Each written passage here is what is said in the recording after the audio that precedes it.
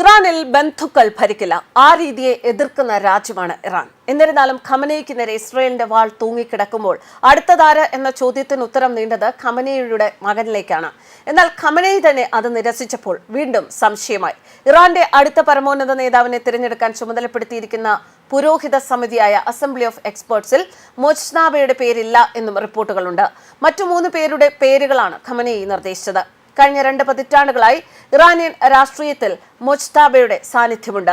വിവിധ രാഷ്ട്രീയ ഗ്രൂപ്പുകൾ, സൈനിക നേതൃത്വങ്ങൾ, മറ്റ് ശക്തരായ നേതാക്കൾ എന്നിവരുമായുള്ള ബന്ധം സുഗമമാക്കി മുന്നോട്ട് കൊണ്ടുപോകുന്നതിൽ മൊജ്താബ വലിയ പങ്ക് വഹിക്കുന്നുണ്ട് എന്നായിരുന്നു റിപ്പോർട്ടുകൾ. അച്ഛനെ പോലെ തന്നെ മതപണ്ഡിതനാണ് 55 വയസ്സുകാരനായ മൊജ്താബ. ഇറാൻ സേനാ വിഭാഗങ്ങളിലെ അതിശക്തരായ IRGCയുമായി ശക്തമായ ബന്ധമാണ് മൊജ്താബയ്ക്ക് ഉള്ളത്. ഇത് നിർണായകമായ മേൽക്കൈയാണ് മൊജ്താബയ്ക്ക് ഇറാൻ രാഷ്ട്രീയത്തിൽ നൽകുന്നത്. 1987 ഇറാൻ ഇറാഖ് യുദ്ധത്തിൽ ഹബീബ് ബറ്റാലിയന്റെ ഭാഗമായി മൊജ്താബ പങ്കെടുത്തിരുന്നു. IRGC പാരാമിലിറ്ററി വിഭാഗമായ ബാസിജ് എന്നിവയുമായുള്ള മൊജ്താബയുടെ ബന്ധം താമസിയാതെ വളർന്ന് ശക്തമായി. 2005-2009 വർഷങ്ങളിൽ ഇറാന്റെ പ്രസിഡന്റായ മഹ്മൂദ് അഹ്മദി നജാദിനെ അദ്ദേഹം പിന്തുണച്ചിരുന്നു. എന്നാൽ പിന്നീട് ഈ ബന്ധം ഉലഞ്ഞു. മുസ്തഫ, മസൂദ്, മൊജ്താബ, മെയ്സാം എന്നിങ്ങനെ 4 ആൺമക്കളും ബുഷ്ര ഹോഡ എന്ന 2 പെൺമക്കളും. എന്നാൽ ഖമനേയുടെ അനന്തരാവകാശി എന്നുള്ള നിലയിലേക്ക് ഉയരുന്നത് മൊജ്താബയ്ക്ക് അത്ര എളുപ്പമല്ല എന്ന് കരുതുന്നവരുമുണ്ട്. ഇറാനിലെ നേതൃത്വം പൊതുവെ ബന്ധുക്കൾ ഭരണം തുടരുന്ന രീതി പ്രോത്സാഹിപ്പിക്കാത്തതിനാലാണിത്. ഇറാനെതിരെ ഇസ്രയേലിന്റെ ആക്രമണങ്ങൾ കൃത്യമായ ഫോക്കസോടെയായിരുന്നു. ഇറാന്റെ വ്യോമ പ്രതിരോധ സംവിധാനങ്ങൾ, മിസൈൽ സൈറ്റുകൾ, ആണവ മേഖലകൾ തുടങ്ങിയ തന്ത്രപ്രധാനമായ ഇടങ്ങളിൽ അവർ ആക്രമണം നടത്തി.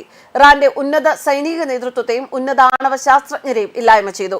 മാസങ്ങൾ സമയമെടുത്ത് കൃത്യമായി ഗൃഹപാഠം ചെയ്താണ് ഇസ്രയേൽ ഇറാൻ ലക്ഷ്യങ്ങളുടെ പട്ടിക തയ്യാറാക്കിയത്. പിന്നീടുള്ള നീക്കവും വൈദഗ്ധ്യത്തോടെയായിരുന്നു. കഴിഞ്ഞ വർഷം ഓഗസ്റ്റിൽ ഹമാസ് മേധാവി ഇസ്മായിൽ ഹനിയെ ഇറാനിൽ വധിച്ചാണ് അവർ തുടക്കമിട്ടത്.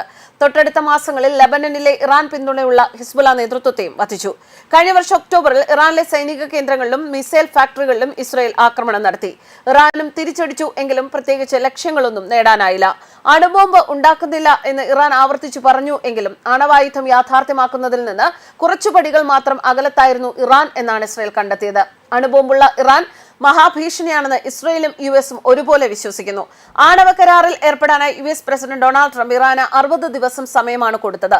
US ഇറാൻ ചർച്ചകൾ നടന്നുകൊണ്ടിരിക്കുന്നതിനിടെ ഇസ്രയേൽ ഇറാനെ ആക്രമിക്കുകയായിരുന്നു. ട്രംപ് പിന്നെയും 2 ആഴ്ച സമയം നൽകുന്നു എന്ന് പ്രഖ്യാപിച്ചു. എന്നാൽ സമയപരിധി തീരാൻ കാത്തു നിൽക്കാതെ ഇറാൻ ആണവ നിലയങ്ങൾ ആക്രമിക്കുകയായിരുന്നു. ആണവ നിലയങ്ങൾക്ക് കാര്യമായ നാശം ഉണ്ടായിട്ടുണ്ട് എന്ന് ഇറാൻ പറഞ്ഞിട്ടുണ്ട്. എന്നാൽ യഥാർത്ഥത്തിൽ ഇറാന്റെ ആണവശേഷി ആക്രമണം ഇല്ലാതാക്കിയോ എന്നറിയാറായിട്ടില്ല. തിരിച്ചടിക്കു മുതിർന്നാൽ വീണ്ടും ആക്രമിക്കും എന്ന US താക്കീത് ഇറാനെ സമ്മർദ്ദത്തിൽ ആക്കാനാണ്. ഇറാൻ വഴങ്ങിയില്ലെങ്കിൽ വരും ദിനങ്ങളിൽ അവിടെ കൂടുതൽ രൂക്ഷമായ ആക്രമണങ്ങൾ ഉണ്ടാകും.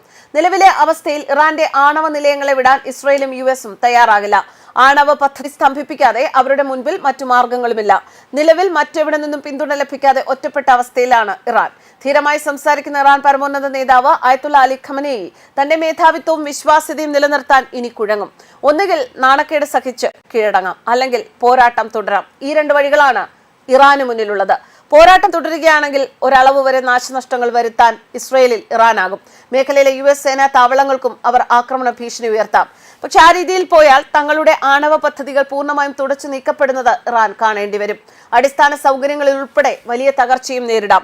ഇറാന്റെ ആണവ മോഹങ്ങൾ സമീപ ഭാവിയിലേക്കെങ്കിലും പൊലിഞ്ഞിരിക്കുന്നു എന്നാണ് മനസ്സിലാക്കേണ്ടത്. ഇറാൻ പെട്ടെന്ന് കീഴടങ്ങാൻ സാധ്യതയുമില്ല. ആണവ പദ്ധതികൾ ഉപേക്ഷിക്കുന്ന ഇറാനുമായി ഒരു വെടിനിർത്തലിന് ഇസ്രയേലും US തയ്യാറാകുന്ന സാധ്യതയും നിലനിൽക്കുന്നുണ്ട്. ലോകരാജ്യങ്ങളുടെ വികാരം റഷ്യ, ചൈന എന്നിവരുടെ ശാക്തിക സഖ്യകക്ഷി എന്ന നിലയിൽ ഇറാന് ക്ഷീണമുണ്ടാക്കുന്നു. റഷ്യ US അപലപിച്ചിട്ടുണ്ട്. ചൈന എന്നാൽ പ്രതികരിക്കുക പക്വതയോടെയാകാം. എന്നാൽ റഷ്യ ഉക്രൈനിൽ തന്നെ തങ്ങളുടെ ശ്രദ്ധ കേന്ദ്രീകരിക്കാനാണ് സാധ്യത. യൂറോപ്യൻ യൂണിയന്റെ അഭിപ്രായത്തിൽ ഈ വിഷയത്തിൽ വലിയ പ്രാധാന്യമില്ല. ഇന്ത്യ സാമ്പത്തിക വികസന പദ്ധതി അവസരങ്ങൾ ഈ വിഷയത്തിൽ നിന്ന് കണ്ടെത്തിയേക്കും. ഇറാൻ അതിർത്തിയിൽ പ്രക്ഷുബ്ധത കുറയുന്നതിനാൽ പാകിസ്ഥാന് ആശ്വാസമുണ്ടായേക്കും എന്നാണ് മറ്റൊരു വിലയിരുത്തൽ. News desk കർമാനൂസ്.